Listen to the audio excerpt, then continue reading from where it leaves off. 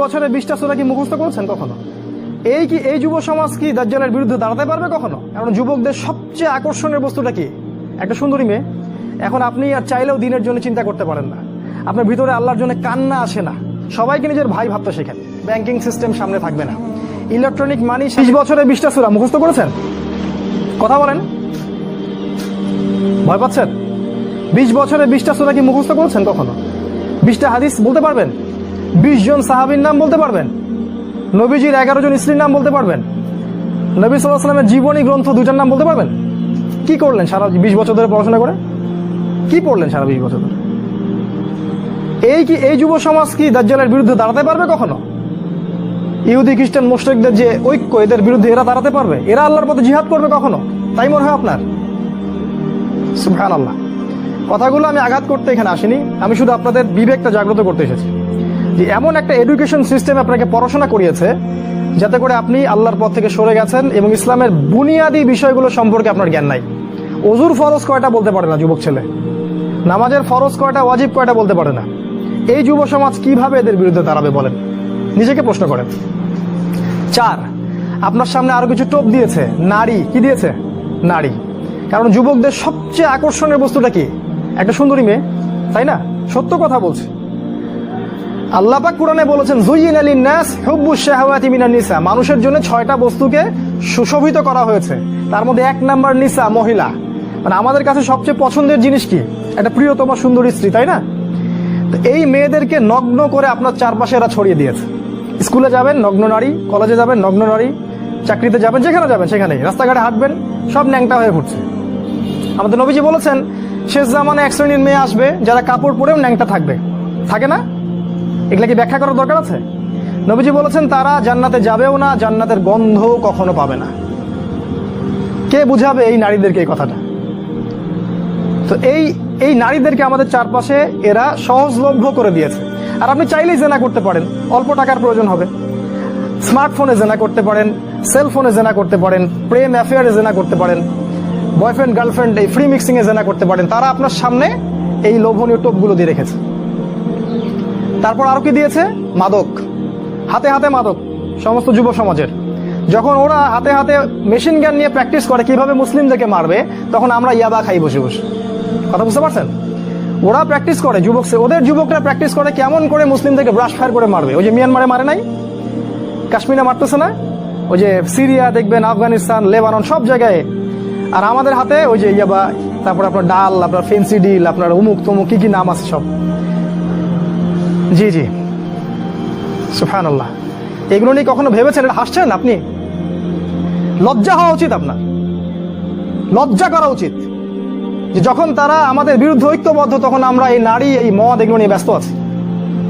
আর যারা এদের পিতা মাতা, এরা সবচেয়ে অপদার্থ শ্রেণীর মানুষ এই পৃথিবীতে। এদের কবরে থাকা উচিত, এই পিতা মাতাদের কবরে থাকা উচিত। যারা পরিবারকে ইসলামী অনুশাসন অনুযায়ী জীবনযাপন করতে পারে না, ব্যর্থ হয়, খালি খাও, হাগো আর এই বিয়ে শাদী করার, বাচ্চা পয়দা করো, এদের দ্বারা এই পৃথিবীর কোনো উন্নয়ন সম্ভব না। এদের দ্বারা মুসলিম উম্মাহ কেন, সমাজ, দেশ, জাতি কিছুই পাবে না। এরা আবর্জনা এই উম্মার জন্য। এরা মাটির তলে চলে যাওয়াই ভালো। এই মাদক দিয়ে আপনাকে তারা ব্যস্ত রেখেছে। আরো আপনাকে ব্যস্ত রেখেছে এরা মিডিয়া দিয়ে। সারাদিন দেখবেন চোখের সামনে নাচ গান, টিভি সিরিয়াল চলছে। জুয়া দিয়ে, এই যে এখন স্মার্টফোন দিয়ে, সারাদিন স্মার্টফোন, একটা স্মার্টফোন একটা জগৎ, একটা স্মার্টফোন একটা জগৎ। এটা আপনার চিন্তার শক্তিটা নষ্ট করে দিয়েছে। ঠান্ডা মাথায় আপনি এখন চিন্তা করতে পারবেন না, আপনার মাথা এখন পাজলড। ইউটিউব দিয়ে, ফেসবুকিং দিয়ে, জেনা দিয়ে, মদ দিয়ে, এই সব কিছু দিয়ে তারা আপনাকে ব্যস্ত রেখেছে। এর ফলে কি হয়েছে জানেন? এর ফলে দাজ্জালের ওই উদ্দেশ্যটা সফল হয়েছে। কোনটা? দাজ্জাল চেয়েছিল, তার অনুসারীরা চেয়েছিল আপনার ভিতরের যে নূর আছে হৃদয়ের মধ্যে, কলবে ঈমান, নূর, এটা যেন অন্ধকার এবং জুলুমাত দিয়ে প্রতিস্থাপিত হয়ে যায়। এখন আপনি আর চাইলেও দিনের জন্য চিন্তা করতে পারেন না, আপনার ভিতরে আল্লাহর জন্য কান্না আসে না, সেজদায় কাঁদতে পারেন না, আল্লাহর দিকে চোখ তুলে, আসমানের দিকে চোখ তুলে তাকাতে লজ্জা লাগে। আপনার মনে হয় যে আমি এত পাপী, কেমন করে তাকাবো?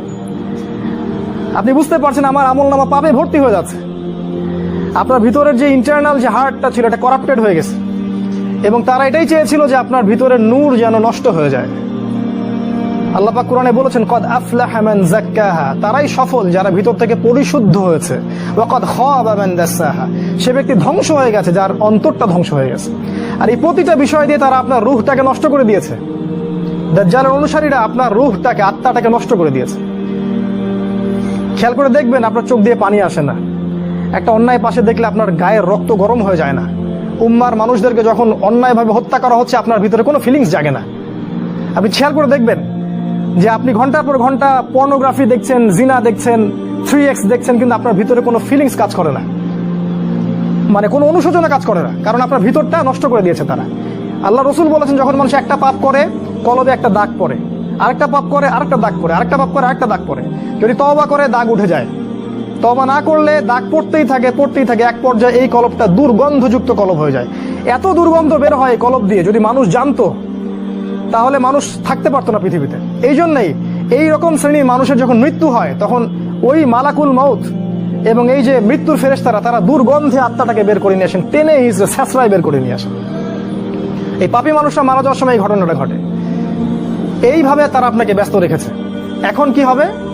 এখন আগামী দিনগুলো থেকে এরা উম্মার নেতৃত্ব দিতে পারবে? এর মধ্যে কারা পারবে? উত্তর, এর মধ্যে সবাই পারবে না। উত্তর এক কথায় শেষ, সবাই পারবে না। কারা পারবে? এই যুবক শ্রেণীর মধ্যে যারা এই গুণগুলো অর্জন করতে পারবে তারা ইনশাআল্লাহ আগামী দিনগুলোতে সফল হবে। গুণগুলো পয়েন্ট আকারে বলে শেষ করছি। এই যুবক শ্রেণীর মধ্যে যারা তাদের জীবনটাকে বাকি পুরো জীবনটাকে আল্লাহর জন্য উৎসর্গ করতে পারবে তারা পারবে। এক নাম্বার, এই যুবক শ্রেণীর মধ্যে যারা আল্লাহর জন্য তাদের জান, মাল, সময়, শ্রম ব্যয় করে দিতে পারবে, কুরবানি করতে পারবে। কুরবানি কেমন? ওই ইসমাইল আলাইহিস সালামের মতো। বাবা বলেছে তোমাকে জবাই করা লাগবে, তিনি কি বলেছিলেন? করিয়েন না। তিনি বলেছিলেন আপনাকে আল্লাহ যা আদেশ করেছেন সেটাই করেন, আমাকে ধৈর্যশীল পাবেন ইনশাআল্লাহ। এরকম ছেলে পাবেন এখন? তো এরকম নিজের জান, মাল, সময়, শ্রমকে আল্লাহর পথে উৎসর্গ করে দেওয়ার মানসিকতা আগে তৈরি করতে হবে। এটা এক নাম্বার। দুই নাম্বার, জ্ঞান অর্জন করতে হবে। এই যুবক শ্রেণীর মধ্যে যারা জ্ঞান অর্জন করবে, কোরআন সুন্নাহর পাশাপাশি সমসাময়িক অর্থনীতি, রাজনীতি, বিশ্ব সবকিছু সম্পর্কে জ্ঞান থাকতে হবে। তারপরে আপনি আল্লাহর পথে কিছু করতে পারবেন, তার আগে নয়। আপনি সিলেক্ট করবেন যে আপনি এই উম্মার আবর্জনা হতে চান না উম্মার মুজাহিদ হতে চান, এটা আপনি সিলেক্ট করবেন। আপনি কি চান যে আপনার জীবনটার বিনিময়ে আল্লাহ আপনাকে অনন্তকালের জান্নাত দান করুক, অথবা আপনার এই কাজগুলোতে কেউ বাধা দিবে না, এই পাপ কাজে কেউ বাধা দিবে না, শেষমেশ আপনি জাহান্নামে চলে যাবেন? আপনি কি এটা চান? আমরা কি এটা চাই? তো ইলম অর্জন করতে হবে, ইলম ছাড়া আপনি কাজ করতে আগাতে পারবেন না। তিন নাম্বার, এলেম অনুযায়ী আমল করতে হবে। যা এলম অর্জন করবেন সে অনুযায়ী আমল করতে হবে। শুধু এলম অর্জন করলেই হয় না, ওই অনুযায়ী কাজ করতে হয়। সলাতের পাবন্দি করতে হবে। সলাতের অবস্থা দেখে যা মনে হলো যে এই এলাকার যুবকরা মসজিদে কতজন আসে আল্লাহ ভালো জানে। ফজরের নামাজে যারা আসে তারাই প্রকৃত মুসল্লি। 5 ওয়াক্ত সলাত জামাতের সাথে আদায় করতে হবে। আখলাক চরিত্র হবে রাসূল সাল্লাল্লাহু আলাইহি ওয়াসাল্লামের মতো। সাহসী, ভীরুতা, কাপুরুষতা যেন আপনাদেরকে পেয়ে না বসে। জ্ঞান অর্জন করে সাহসী হতে হবে, তদনুযায়ী আমল করতে হবে, এবং কোনো অবস্থাতেই পরাজিত হব না এরকম মানসিকতা তৈরি করতে হবে। শয়তান হোক আর ইবলিস হোক আর এই দাজ্জাল হোক আর অনুসারী হোক, কেউই আমাকে ঠেকাতে পারবে না এরকম মানসিকতা তৈরি করতে হবে। তারপরে ইনশাল্লাহ আপনি কিছু করতে পারবেন। প্রতিটা ইবাদত বন্দেগীর ব্যাপারে সচেতন হওয়ার চেষ্টা করতে হবে, এটা হচ্ছে আপনার জানা অনুযায়ী আমল। 4 নাম্বার, আদর্শ পরিবার গঠন করতে হবে। জিনা বাদ দিয়ে ছেড়ে দিয়ে তওবা করে ফিরে আসেন, বাবা মাকে বলেন যে আমাকে বিয়ে দিন। আর বাবা মার উচিত তাদের বিয়েটা সহজ করে দেয়া। বিয়ে করুন, সংসার গঠন করুন, দিনদার নেককার ছেলে মেয়েদেরকে বিয়ে করুন এবং সুসন্তান জন্ম দিন, তাদেরকে আল্লাহর পথে দায়ী মুজাহিদ হিসেবে তৈরি করুন। 5, হালাল রিজিকের ব্যবস্থা করুন। ওই হারাম ব্যাংকিং সেক্টর থেকে, চাকরি থেকে রিজাইন দিয়ে দিন। যে সেক্টরে হারাম আছে, ঘুষ আছে, সুদ আছে, সব ছেড়ে দিন। কার জন্য ছাড়বেন? আল্লাহর জন্য ছাড়বেন। মনে রাখবেন রিজিকের মালিক আল্লাহ, আপনি আপনার রিজিকের মালিক নন। আপনি আল্লাহর জন্য যদি কিছু করেন, আল্লাহ পাক আপনাকে তার চেয়ে বহুগুণ দিতে পারেন। এই বিশ্বাস রেখে প্রয়োজনে সবজি বিক্রি করেন, কৃষি কাজ করেন, মৎস্য খামার করেন, ছাগলের খামার করেন, তাও ভালো। তারপরেও হারাম রিজিকের দিকে যাবেন না। অনুরোধ করছি ভিতর থেকে, মানে আল্লাহর দোহাই দিয়ে অনুরোধ করছি, হারাম রিজিকে যাবেন না। সারা জীবনের ইবাদত নষ্ট হয়ে যাবে, সারা জীবনের। যে ব্যক্তির ইবাদতে এতটুকু সুদের টাকা আছে, ওর ইবাদত কবুল হয় না। জানেন না সুদ খেলে মায়ের সাথে জেনা হয়? এটা জানেন না যে সুদ খাইলে 36টা মেয়েকে ধর্ষণ করা হয়, আল্লাহ এবং তার রাসূলের সাথে যুদ্ধ করা হয় সুদ খাইলে? দিব্যি খাচ্ছি, প্রতিটা গ্রামে এখন সুদী এনজিও সয়লাভ, সমিতি আর এনজিও, সমিতি আর এনজিও। হালাল রিজিকের অন্বেষণ করুন, এটা হচ্ছে 5। 6 নাম্বার, আল্লাহর পথে সময় ব্যয় করেন। আপনি কোন মাযহাব, কোন তরিকা, কি ফলো করেন সেটা নিয়ে আমি কথা বলতে এখানে আসিনি।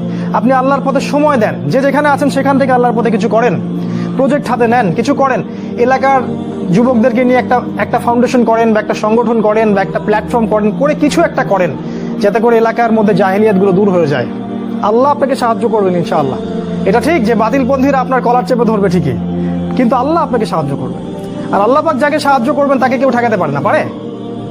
কখনো পারবে না। আপনাকে জেল দিবে, শুলি দিবে, মেরে ফেলবে, তারপরে দেখবেন আপনার শেকড় থেকে আরো 10টা গাছ ঠিকই উৎপন্ন হবে ইনশাআল্লাহ। অতএব দিনের জন্য সময় দিন, উম্মাহকে ঐক্যবদ্ধ করার চেষ্টা করুন। আরেকটা নসিহা করব, দলাদলির মধ্যে যাবেন না, ইখতিলাফি ফিরকা দলাদলির মধ্যে যাবেন না। তুই অমুক আর তুই তমুক আর তুই এই তুই সেই, এগুলোর মধ্যে যাবেন না। সবাইকে নিজের ভাই ভাবতে শেখেন। আর দু একটা পয়েন্ট বলে শেষ করছি, সেটা হলো যে শেষ জামানার যে হাদিসগুলো আছে, কোরআন এবং হাদিসগুলো আছে, বই পুস্তকগুলো আছে, এগুলো একটু বেশি করে পড়েন, তাহলে আপনার চোখ খুলে যাবে যে সামনে কি হতে যাচ্ছে। এর জন্য আপনি প্রিপারেশন গ্রহণ করার সুযোগটা পাবেন, সময়টা পাবেন। আমার নাসিহা হচ্ছে যে কৃষিভিত্তিক অর্থনীতির দিকে ফোকাস করেন। প্রত্যন্ত জায়গাগুলো যেগুলো আছে গ্রামাঞ্চল, সেখানে জমি কিনেন। শহরমুখী হবেন না, শহরগুলো আস্তে আস্তে ধ্বংস হয়ে যাবে। প্রতিটা শহর আস্তে আস্তে ধ্বংস হয়ে যাবে, ওদিকে ফোকাস করবেন না। গ্রামাঞ্চলের দিকে ফোকাস করেন, এদিকে আপনি জমি কেনেন, ডেইরি প্রজেক্ট করেন, পশুর খামার করেন, মৎস্য চাষ করেন, কৃষিকাজ করেন, এই দিকে ফোকাস করেন। ওইদিকে ফোকাস করবেন না, সামনের দিনগুলোতে এগুলো থাকবে না। ব্যাংকে অনেক বেশি টাকা থাকলে সেগুলো বের করে ফেলেন, বের করে গবাদি পশু কেনেন, সোনা কিনেন, রূপা কিনেন, জমি কেনেন।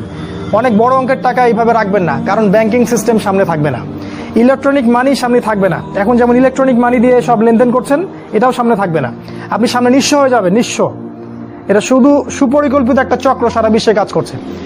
আর আস্তে আস্তে সামনের দিন যত আসবে, মুসলিমদের উপর নির্যাতন তত বাড়বে, এবং মুসলিমদের অবস্থা আস্তে আস্তে আরো খারাপ থেকে খারাপের দিকে যাবে, আরো বিভক্তি বাড়বে, আরো দেখবেন কত ফিতনা আকাশ থেকে পড়বে আল্লাহ ভালো জানেন। মহামারীর পরে আরো কিছু আসবে, তারপরে আরো যুদ্ধ হবে, আরো ফিতনা আসবে। এক কথায় সারা বিশ্বে ফিতনা দিয়ে আরো ভরপুর হয়ে যাবে। সামনের দিনগুলো অত্যন্ত ভয়াবহ। এর জন্য প্রিপারেশন গ্রহণ করেন। আমি কিছু নসিহা করলাম, এগুলো যদি আপনাদেরকে ফায়দা দিবে বলে মনে হয় আপনার কাছে, এগুলো অনুসরণ করতে চেষ্টা করতে পারেন। আর যদি মনে হয় এগুলোতে কোনো ফায়দা নাই, তাহলে আপনার কাছে কয়েকটা অপশন আছে। আপনি যেভাবে দুনিয়ার পিছনে ছুটছেন সেটাও ছুটতে পারেন, এক পর্যায়ে ছোট আপনার শেষ হয়ে যাবে মৃত্যুর মধ্য দিয়ে। অথবা আপনি আমার কথাগুলোকে যাচাই বাছাই করে মেনে চলার চেষ্টা করতে পারেন। তখনই এই কথাগুলো গ্রহণ করবেন যখন আপনার কাছে মনে হবে যে কথাগুলোর বাস্তবতা আছে, যুক্তি আছে। আল্লাহ পাক যেন আমাদের সবাইকে দাজ্জালের ফিতনা থেকে বাঁচিয়ে রাখেন, এবং তার অনুসারীদের ফিতনা থেকে আল্লাহ পাক যেন বাঁচিয়ে রাখেন। আল্লাহ পাক আমাদের ভিতরের চোখটা খুলে দেন। আল্লাহ পাক যেন আমাদের হায়াতের রিজিকে বরকত দান করেন, জ্ঞান অর্জন করার তৌফিক দান করেন, সেই অনুযায়ী আমল করার তৌফিক দান করেন, এবং শেষ জামানায় এই উম্মতের জন্য কিছু করে যাওয়ার তৌফিক আল্লাহ পাক যেন দান করেন। আল্লাহুম্মা আমিন। আমি শেষে রিকোয়েস্ট করব, রাসূল সাল্লাল্লাহু আলাইহি ওয়াসাল্লামের জীবনী ভালো করে পড়েন, এবং প্রত্যেক সাহাবীর জীবনী পড়েন, দেখেন তারা কিভাবে তাদের যৌবনটাকে আল্লাহর জন্য কুরবানি করে দিয়েছেন। উগ্র পন্থায় যাবেন না, শৈথিল্য পন্থাও যাবেন না, মধ্যমপন্থী হন। আগামী দিনগুলোর জন্য প্রিপারেশন গ্রহণ করুন। আল্লাহ পাক আমাদের সবাইকে তৌফিক দান করুন। আল্লাহুম্মা আমিন।